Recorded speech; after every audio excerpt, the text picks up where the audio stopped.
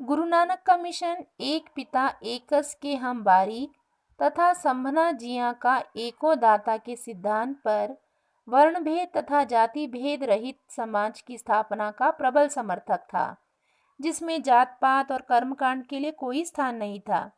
सिख गुरुओं ने केवल एक ईश्वर को ही सृष्टि का कर्ता और पालनहार स्वीकार किया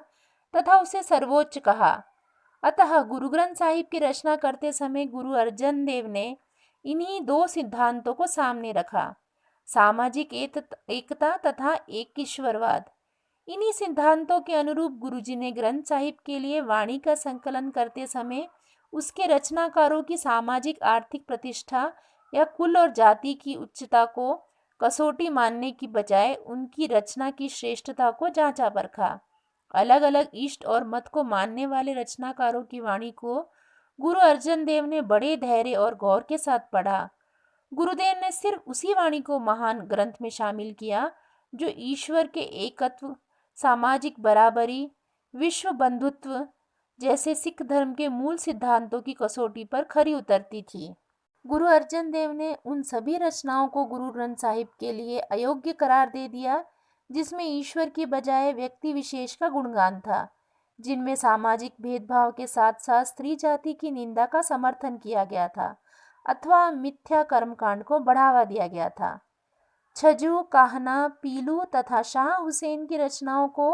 गुरु अर्जन देव ने इसलिए अस्वीकार कर दिया क्योंकि वे सिख धर्म के मानवतावाद और एक ओमकार के मूल सिद्धांत से मेल नहीं खाती थी।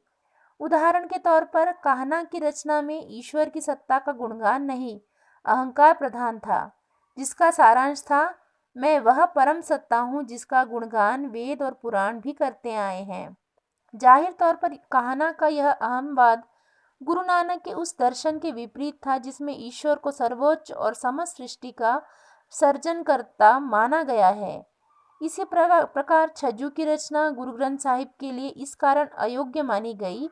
क्योंकि उसमें स्त्री जाति की घोर निंदा की गई थी तथा उसे सभी पापों की जड़ कहा गया था।